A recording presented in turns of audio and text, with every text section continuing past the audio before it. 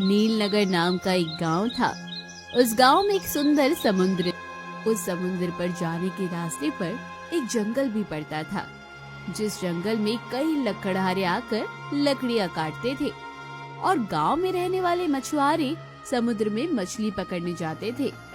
ऐसे ही एक दिन रमेश और कपिल अपने कंधे पर जाल पकड़कर समुद्र पर जा रहे थे।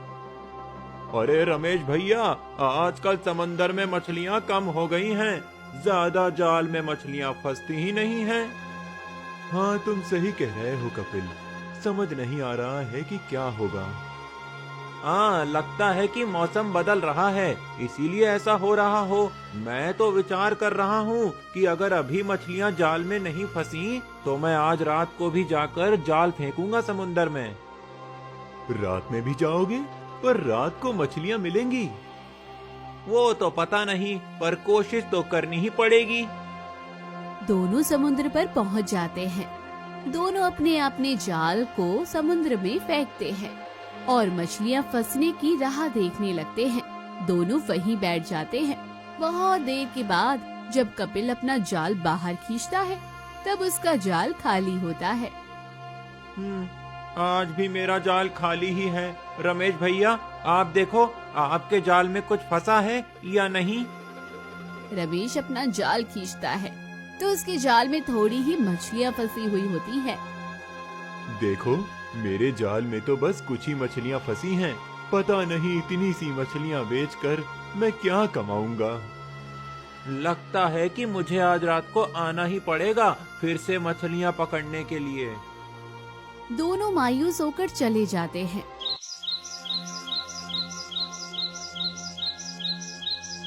रात को कपिल जाल लेकर समुंदर पर आता है। वो समुंदर में जाल फेंकता है और राह देखने लगता है। तब अचानक समुद्र में लहरें बढ़ जाती हैं। ऊंची ऊंची लहरें उठने लगती है। आसमान में पूरा चांद खिला होता है और ऐसा लगने लगता है कि वो ऊंची लहरें चांद को छूने की कोशिश कर रही हैं। अरे ये क्या, ये अचानक इतनी ऊंची लहरें उठ रही हैं समुंदर में। लगता है कि तूफान आने वाला है। अब तो मछलियां जाल में फंसने से रही। चलो जाल निकाल लेता हूँ, नहीं तो जाल भी सलामत नहीं रहेगा। ऐसा विचार करके कपिल जाल खींचने के लिए नीचे झुकता है। वो जाल खींचने लगता है। तभी अचानक समुद्र के पानी के अंदर से एक बहुत बड़ा सोने जैसा चमकने वाला एक महल बाहर आता है। कपिल उस महल को देखते ही रह जाता है। वो महल समुद्र के पानी पर तैरने लगता है। उस महल की परछाई समुद्र के पानी पर चमकने लगती है। हे भगवान, मेरी आंखें ये क्या देख रही हैं? समुद्र पर तैरने वाला एक महल, और वो भी अचानक ऐसे प्रकट हो गया है। क्या है ये सब? कपिल उस महल को देखते हुए सोचने लगता है। वो महल समुद्र पर तैरते हुए कपिल के पास आने लगता है। अब वो महल कपिल के बिल्कुल पास आकर रुक जाता है। अरे ये महल तो कितना बड़ा, और समुद्र में ये मेरे पास आकर ऐसे रुक गया है जैसे मुझे कह रहा हो कि मेरे अंदर आओ। तभी एक बड़ी सुनहरी मछली पानी के ऊपर आती है और इंसानी भाषा में कहती है, कपिल, अगर तुम्हारी कोई इच्छा हो तो इस महल में जाओ। ये महल तुम्हारी इच्छा पूरी कर देगा।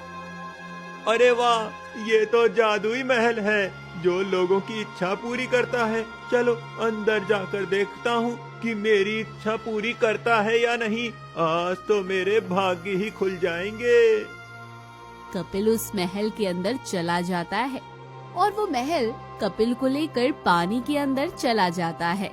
सुबह हो जाती है और कपिल के घर पर उसकी पत्नी उसकी राह देख रही होती है। रात हो गई है, मछली पकड़ने के लिए अभी तक नहीं आए हैं। मुझे तो बहुत चिंता हो रही है। कहाँ गए होंगे ये? शायद रमेश भैया के घर होंगे, वहीं जाकर देखती हूँ। तारा रमेश के घर जाने के लिए बाहर आती है। तभी रमेश वहाँ आता है और अरे कपिल, कहाँ हो? चलो मछली पकड़ने जाना है। रमेश भैया, मैं अभी आप ही के पास आ रही थी। अच्छा, क्या हुआ? ये कल रात को समुद्र पर मछली पकड़ने लगे थे, अभी तक वापस नहीं आए हैं। क्या रात को गया था, अभी तक नहीं आया है? हाँ, मुझे तो बहुत ही चिंता हो रही है, पता नहीं कहाँ गए हैं। मुझे लगा था कि आपसे मिलने आए होंगे, इसलिए मैं आपके घर आ रही थी। कल वो बोल तो रहा था कि रात को मछली पकड़ने फिर से जाऊंगा। दिन में तो हमें ज्यादा मछलियाँ नहीं मिलती हैं, पर रात का गया हुआ अभी तक नहीं लौटा है। ये तो चिंता की बात है। हाँ, इसलिए तो मैं आपको पूछने आ रही थी। तुम चिंता मत करो, मैं समुंदर पर जाकर देखता हूँ, शायद वहीं सो गया हो, उसे घर भेज देता हूँ। रमेश समुंदर पर आ जाता है। वो कपिल को ढूंढता है, लेकिन उसे कपिल कहीं दिखाई नहीं देता है। कपिल का जाल समुद्र के पानी पर तैरा होता है। वो देखकर, अरे ये तो कपिल का ही जाल है। इसका मतलब है कि कपिल रात को समुंदर पर गया था और उसने जाल भी फेंका था, पर वो गया कहाँ होगा? रमेश सोचते हुए अपना जाल समुंदर में फेंकता है। कुछ देर के बाद वो जितनी मछलियाँ जाल में फंसती है, उन्हें लेकर वो बाजार में बेचने चला जाता है। वो तारा के पास आकर, तारा, ओ तारा। रमेश भैया आ गए आप, और आपके दोस्त कहाँ हैं? अरे वो मैंने कपिल को बहुत ढूंढा, लेकिन वो समुंदर में मुझे कहीं मिला ही नहीं। समुंदर में सिर्फ उसका जाल ही तैरता हुआ दिखाई दिया मुझे। क्या सिर्फ इनका जाल? तो ये कहाँ गए होंगे? वही तो कुछ समझ नहीं आ रहा है। कुछ दिन बीत जाते हैं, कपिल वापस नहीं आता है। ऐसे ही एक दिन गांव का दूसरा मछुआरा भी रात के समय समुंदर पर जाता है। उसे भी वो जादुई महल दिखाई देता है। वो जादुई महल को देखकर उसके अंदर चला जाता है और महल पानी के अंदर चला जाता है। दिन बीतने लगते हैं और गांव के एक मछुआरे और जंगल में लकड़ी काटने जाने वाले लकड़हारे गायब होने लगते हैं।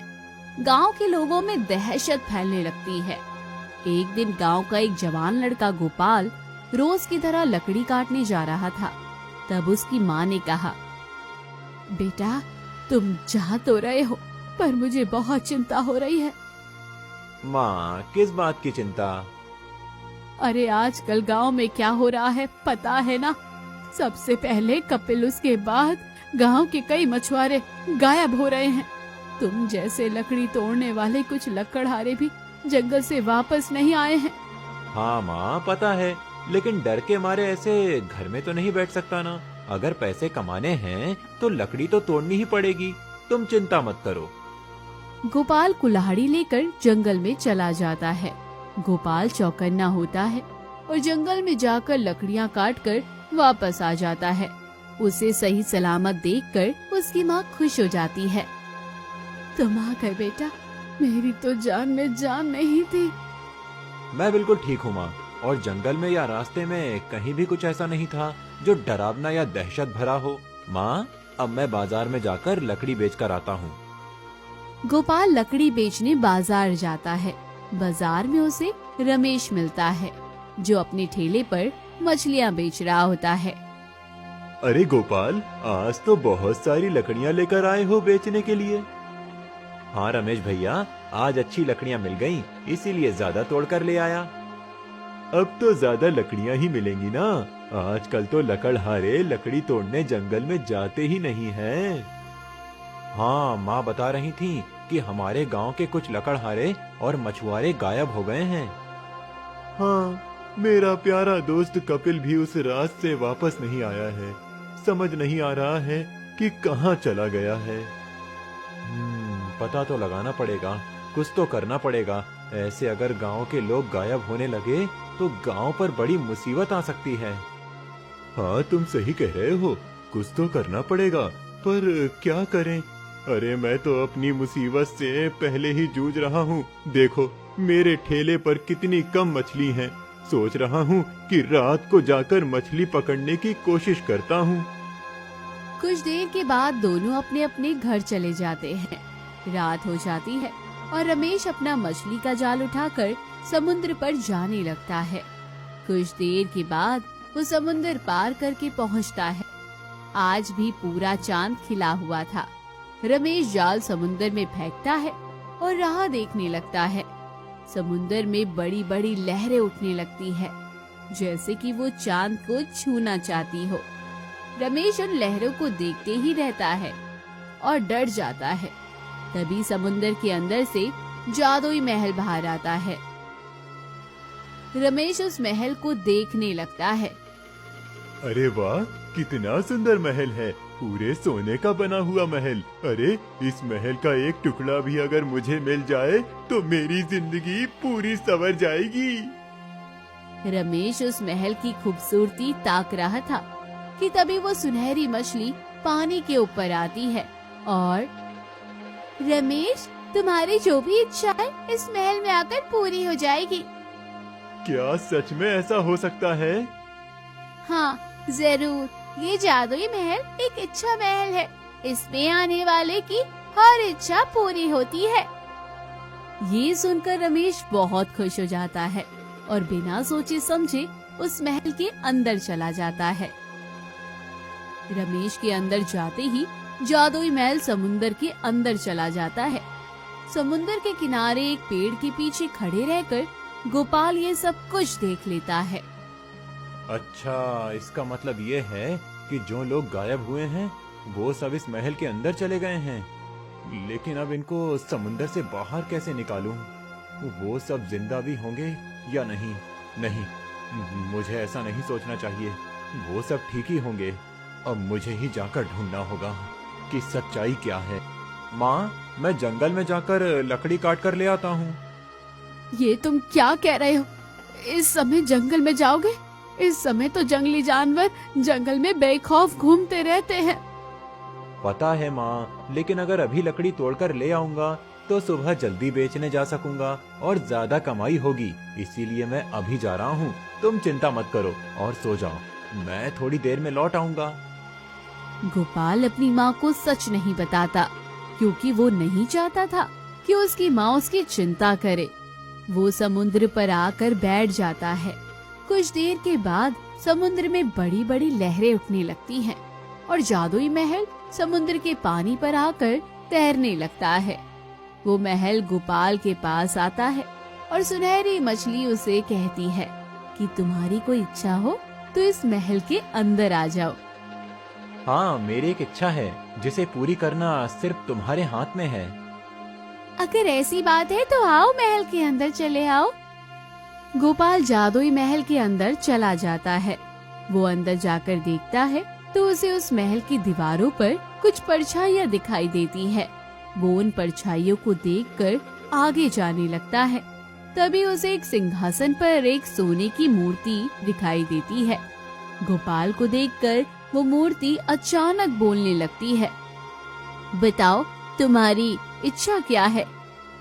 मेरी इच्छा बस ये है कि मैं इस महल की सच्चाई जानना चाहता हूँ। मैं ये जानना चाहता हूँ कि मेरे गांव वाले इस जादुई महल में कहाँ खो गए हैं और क्यों ये महल मेरे गांव वालों को गायब कर रहा है।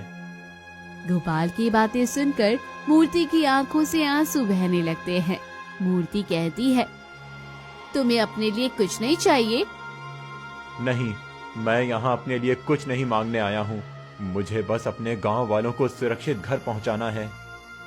गोपाल की बातें सुनकर मूर्ति की आंखों से आंसू बहने लगते हैं। मूर्ति कहती है, तुम वही हो जिसका मैं लंबे समय से इंतजार कर रही थी। परछाइयाँ जो तुम देख रहे हो वो सब वही लोग हैं जो इस महल में आए थे और उन्होंने अपनी स्वार्थी इच्छा इस महल से पूरी करनी चाहिए थी। इसका मतलब है कि मेरे सब गांव वाले परछाई बन गए हैं? हाँ, ये इच्छा महल एक जादूगर ने बनाया है। जब उसने मुझसे पूछा कि मेरी इच्छा क्या है, तब मैंने बिना सोचे समझे उसे कहा था कि मैं एक रानी बन जाऊं और मेरा समुंदर में एक महल हो, साथ ही मेरा शरीर सोने का बन जाए। उसने मेरी इच्छा तो पूरी कर ली, पर मैं यहाँ इस महल में कैद हो गई हूँ। जो भी इस महल में आकर अपने स्वार्थ के लिए कुछ मांगता है वो यहाँ आकर कैद हो जाता है। पर अब तुम सब इस महल से मुक्त कैसे हो सकते हो? इसका कोई उपाय तो होगा। तुम ही इसका उपाय हो। जब कोई बिना लालच के पूर्ण समर्पण भाव से इस महल में आएगा तो वही इस महल से सबको मुक्त करेगा। ये विधि का विधान है। पर मैं ये करूं कैसे? इस महल में कहीं उस जादूगर का एक जादुई मोती छुपाया है। अगर उस मोती को नष्ट कर दिया गया तो उसकी जादू टूट जाएगी और सब मुक्त हो जाएंगे। बस वो मोती कहाँ है इसका पता मुझे भी नहीं है। ठीक है, मैं वो मोती ढूंढता हूँ। गोपाल पूरे महल में वो मोती ढूंढने लगता है। पूरे महल में वो कोई मोती उसको नजर नहीं आता है। उसे समझ नहीं आता है कि अब वो क्या करे, कहाँ उस मोती को ढूंढे। तभी मूर्ति कहती है, तुम्हें जो भी करना है वो जल्दी करना पड़ेगा। एक बार अगर ये महल पानी के नीचे चला गया तो फिर तुम भी इस महल में फंस जाओगे और फिर हमें किसी और के आने का इंतजार करना पड़ेगा।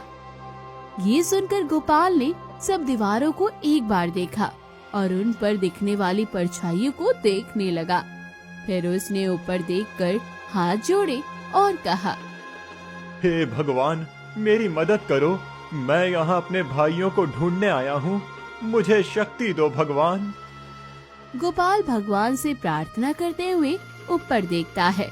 तब उसे महल की छत पर लटका हुआ एक झूमर दिखाई देता है, जिसके बीचों बीच एक मोती चमक रहा था। गोपाल समझ जाता है कि ये वही मोती हो सकता है। अब बस कुछ देर और, एक बार मोती मेरे हाथ आ जाए।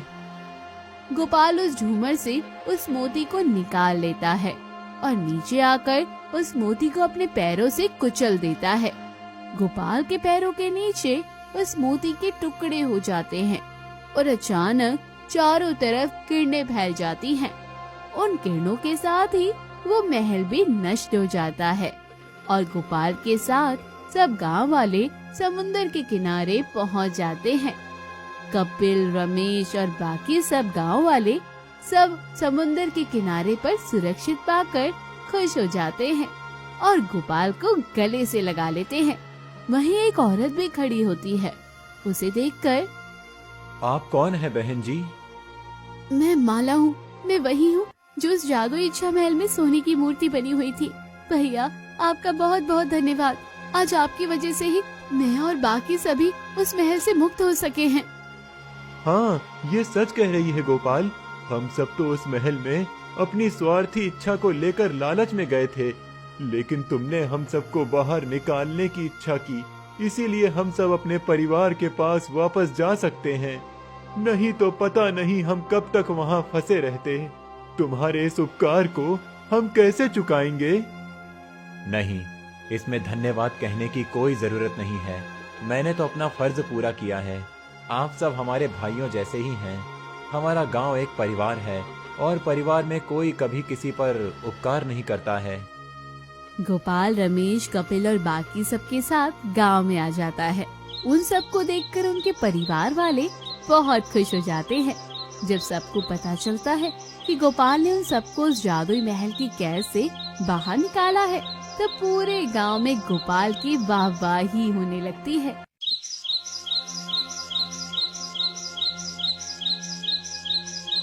एक गांव में श्यामलाल नाम का एक गरीब मछुआरा रहता था।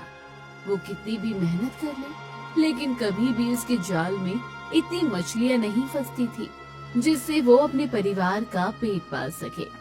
उसका एक छोटा सा बेटा था जो अंधा था। उसे देखकर श्यामलाल को अपने भाग्य पर और भी ज्यादा दुख होता था। एक दिन श्यामलाल और उसकी पत्नी तारा बातें कर रहे थे। ऐसे और कितने दिन चलेगा? कब तक हम ऐसे आधे पेट रहेंगे? हमारा तो फिर भी ठीक है जी, पर हमारा राजू, उसे तो पेट भर खाना मिलना चाहिए ना।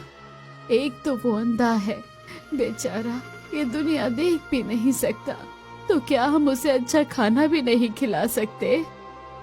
मैं भी उसी परेशानी में हूँ तारा।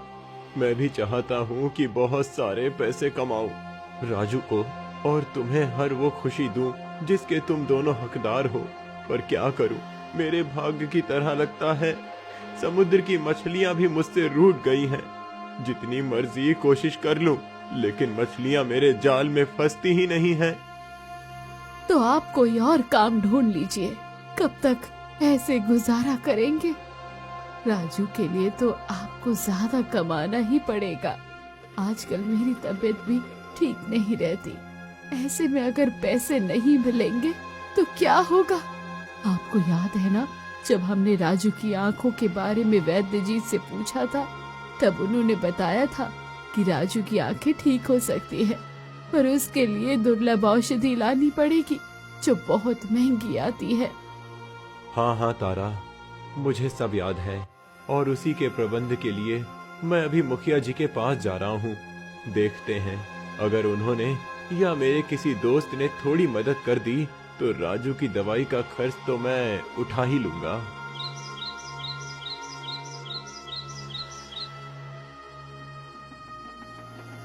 तारा को समझाकर श्यामलाल अपने दोस्त पंकज के पास आता है। श्यामलाल को देखकर पंकज समझ जाता है कि वो जरूर पैसों के लिए आया होगा। फिर आओ आओ श्यामलाल, क्या हुआ? आज सुबह समुंदर पार जाने की जगह मेरे पास आए हो? हाँ दोस्त, तुम तो जानते हो कि मेरे जाल में मछलियां फंसती नहीं हैं, इसीलिए मैं अपने परिवार का पेट नहीं पाल पा रहा हूँ। ऊपर से राजू की आंखों के लिए दवाई का प्रबंध करना है, तो मैं कह रहा था कि समझ गया कि तुम्हें पैसों की जरूरत है, पर माफ करना दोस्त, अभी मैं तुम्हारी कोई मदद नहीं कर सकता हूँ।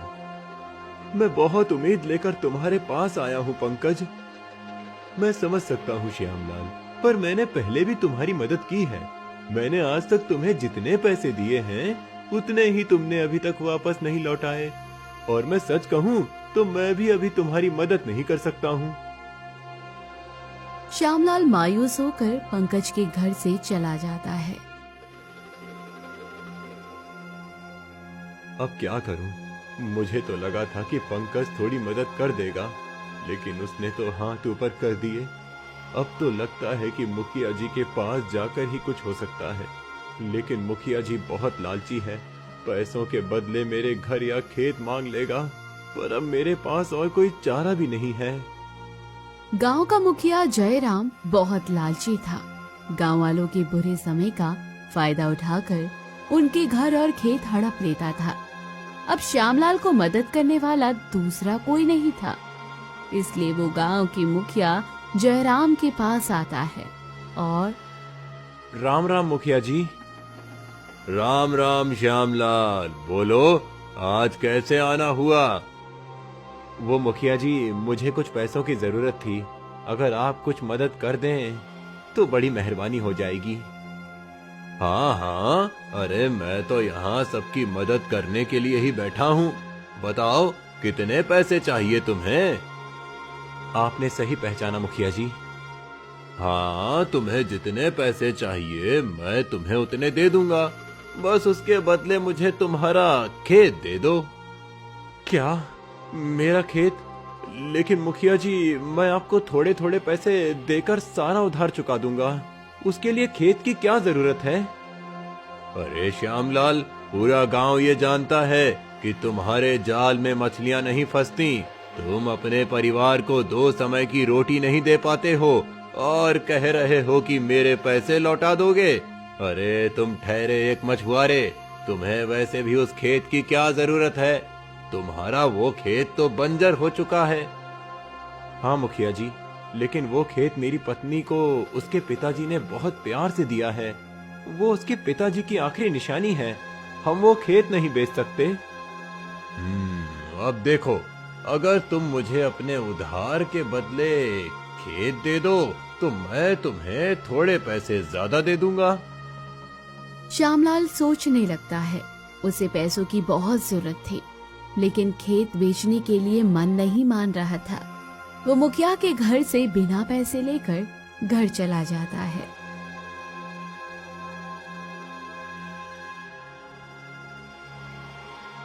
वो देखता है कि उसका बेटा राजू अपनी लाठी के सहारे चलने की कोशिश कर रहा है। उसे राजू को ऐसे लड़खड़ाता हुआ देखकर बहुत दुख होता है।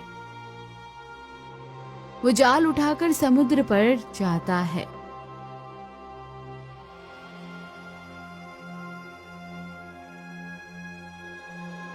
वो समुद्र के लिए पानी में जाल फेंकता है और कुछ देर इंतजार करता है। पता नहीं कि आज भी मेरे जाल में मछलियां फंसेंगी या नहीं। अगर नहीं फंसी तो मैं घर के खर्च कैसे उठाऊंगा, राजू के लिए दवाई कैसे खरीदूंगा। समझ नहीं आ रहा है कि कब मेरी किस्मत खुलेगी और मैं अपने परिवार की जरूरतें पूरी कर पाऊंगा। हे ईश्वर, मेरी मदद करें। कुछ देर बाद श्यामलाल जाल को खींचता है, लेकिन वो बहुत हल्का होता है। श्यामलाल समझ जाता है कि आज भी उसके जाल में मछलियां नहीं फंसी है। वो घर लौट आता है। ऐसे ही कुछ दिन बीत जाते हैं और अब घर में अनाज का एक भी दाना नहीं होता है। इतने दिनों तक तो हम आधे पेट तो रह रहे थे, लेकिन आज हमारे घर में अनाज का एक भी दाना नहीं है। आज हमें हमारे बेटे के साथ भूखा रहना पड़ेगा। पता नहीं कि मैं किस पाप की सजा भुगत रही हूँ जो मुझे आप जैसा पति मिला है। ऐशो आराम तो नहीं, आपसे तो पेट भर खाने की उम्मीद भी करना बेकार है। ऐसे जीने से तो मर जाना अच्छा है। तारा की बात से श्यामलाल के दिल को बहुत ठेस पहुंचती है। वो कुछ देर सोचकर समुद्र पर आता है।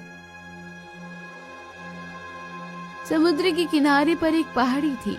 श्यामलाल उस पहाड़ी की चोटी पर चढ़ जाता है और सच कह रही थी तारा, मैं कुछ काम नहीं करता हूँ। मैं ना तो अपने परिवार की जरूरतें पूरी कर सकता हूँ और ना ही उन्हें पेट भर खाना खिला सकता हूँ।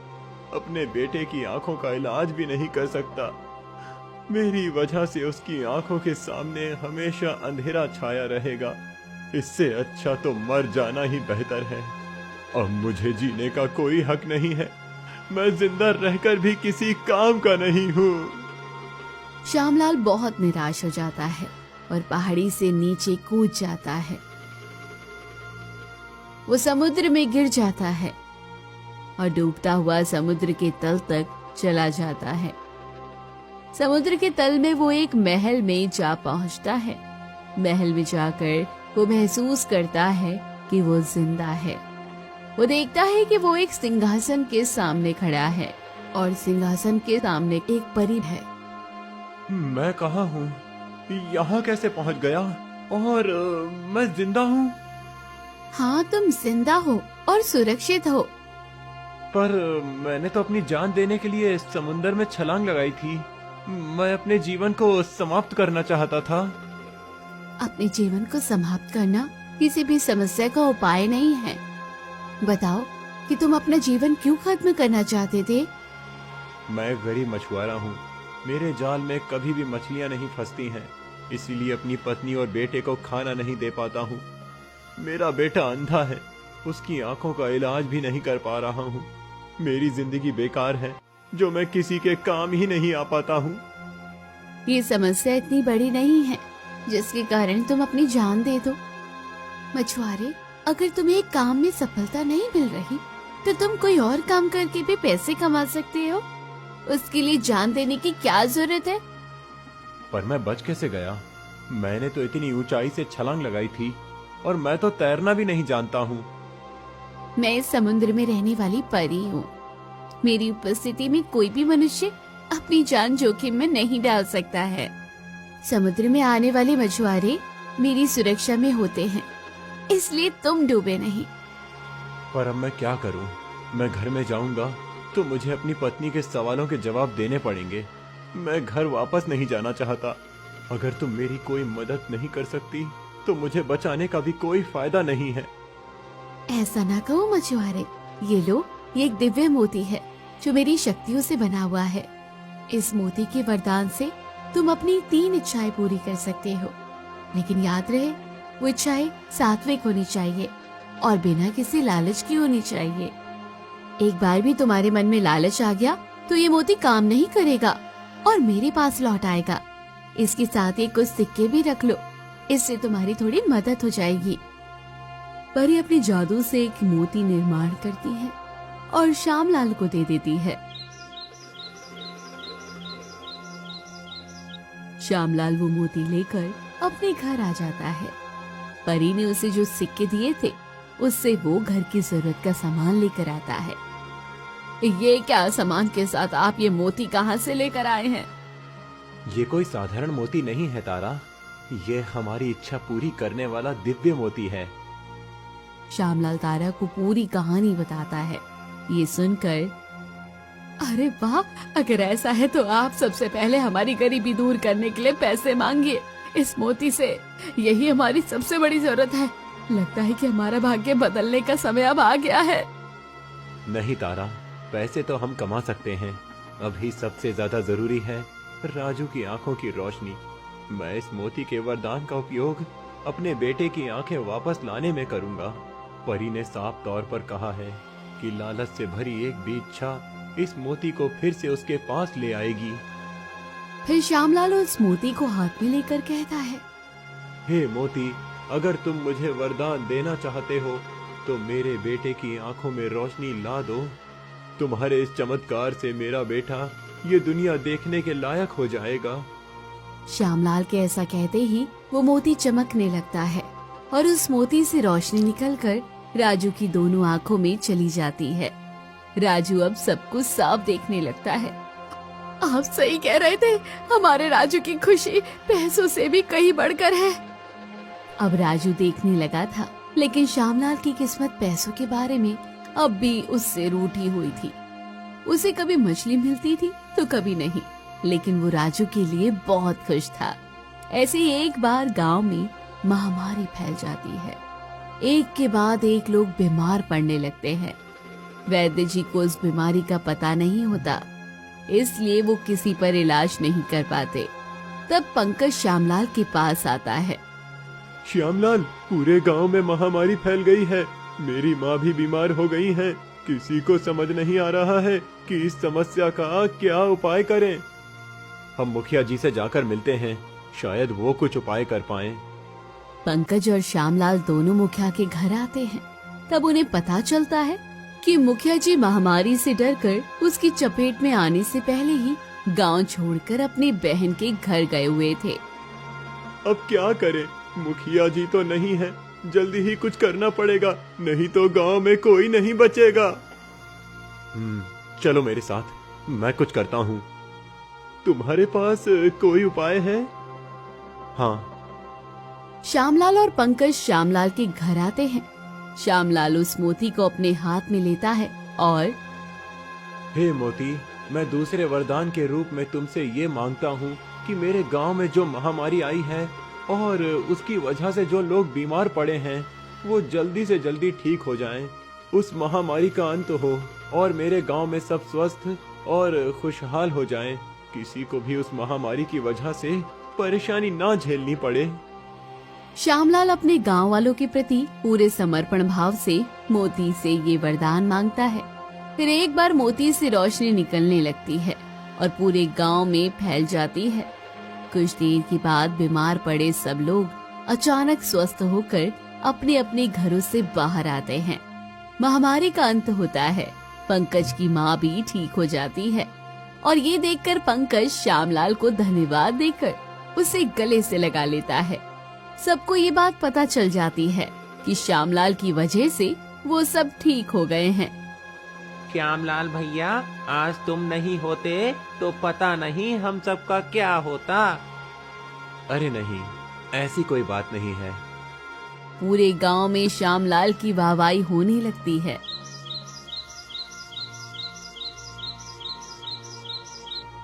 एक दिन गांव का मुखिया गांव में वापस आ जाता है और उसे श्यामलाल के उस दिव्य मोती के बारे में पता चल जाता है।